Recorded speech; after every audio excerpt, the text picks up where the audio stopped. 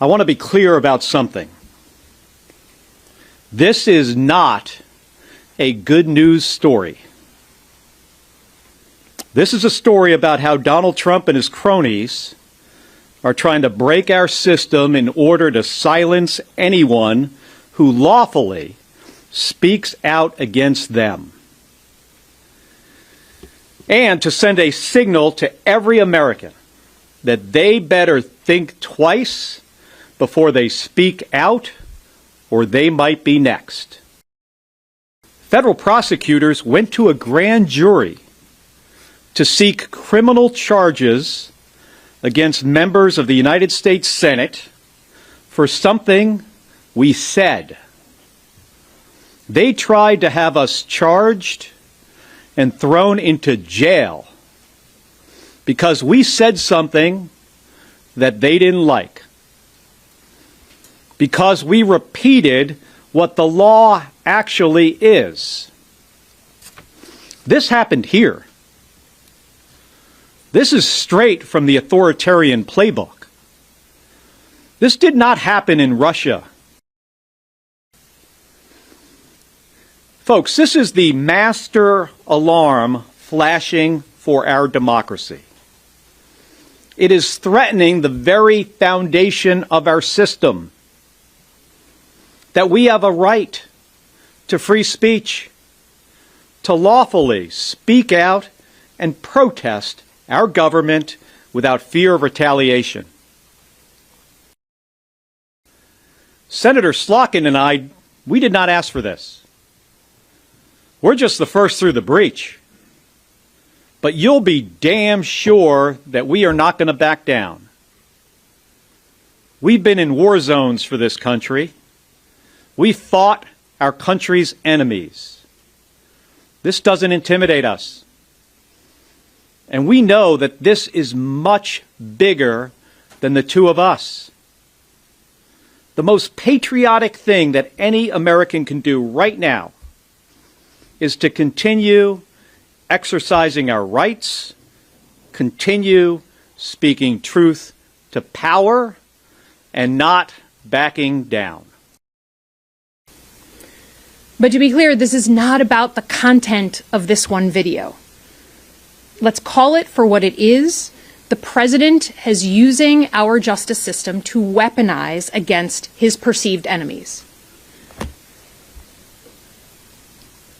I think that we've come to a really sad moment in America where the paradigm of leadership has come in completely reversed. In 2026, instead of looking to our elected leaders like the president as setting an example, it is now up to individual citizens in their private capacity to uphold the values of democracy, free speech, liberty, justice.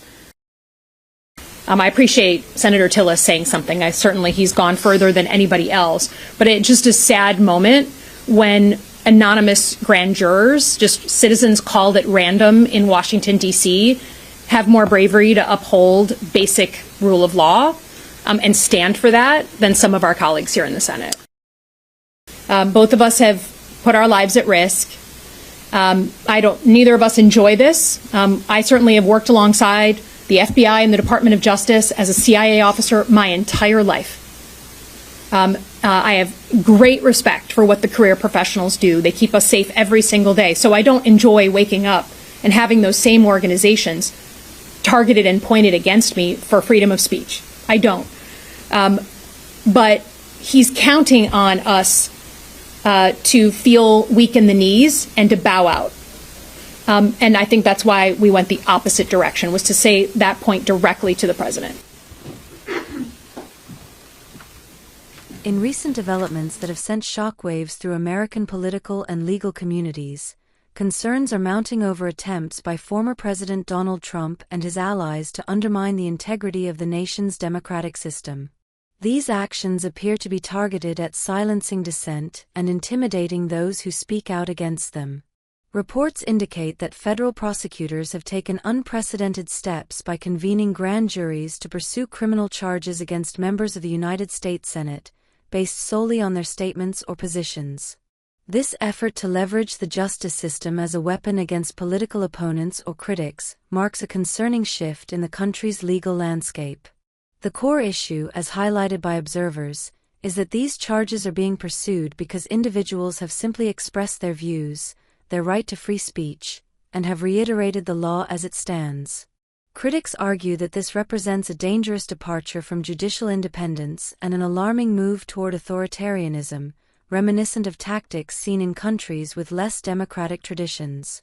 This situation has been described by some as a clear warning sign, a master alarm flashing for the health of American democracy. The fear is that such actions threaten the fundamental rights that form the bedrock of the nation system: the right to speak freely, to protest peacefully, and to hold government accountable without fear of retaliation. Prominent voices within the political sphere, including senators and former officials, have publicly condemned these developments. They emphasize that they did not seek this confrontation but find themselves caught in the crossfire of a broader power struggle. These officials have stated that they will not back down, citing their commitment to defending the principles of free speech and democratic accountability. Veterans of American service, who have fought in war zones and faced threats on behalf of their country, have made it clear that intimidation will not silence them. They argue that the fight for democracy is larger than any individual and that every patriotic citizen has a duty to exercise their rights, speak truth to power, and stand firm against attempts to undermine the rule of law. Most importantly, critics contend that the real issue extends beyond individual videos or statements. They assert that the current administration, led by Donald Trump, is accused of weaponizing the justice system against political enemies. This perceived misuse of power is seen as a betrayal of the foundational values of justice, fairness, and equal treatment under the law. Analysts suggest that America is experiencing a troubling paradigm shift in leadership.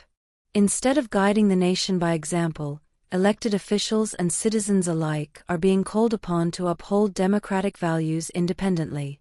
The situation underscores a profound crisis: the erosion of trust in institutions that are supposed to safeguard liberty and justice. Some notable political figures have spoken out, with lawmakers acknowledging the bravery of ordinary citizens and even some jurors who have stood up for the rule of law in the face of political pressure. These individuals, often culled at random, have shown a remarkable commitment to justice, even as some of their colleagues have remained silent or passive. Former officials, many of whom have dedicated their careers to national security and law enforcement, have expressed their dismay at the targeting of agencies like the FBI and Department of Justice. They stress that these institutions are vital to national safety and that politicizing them undermines the very fabric of American democracy.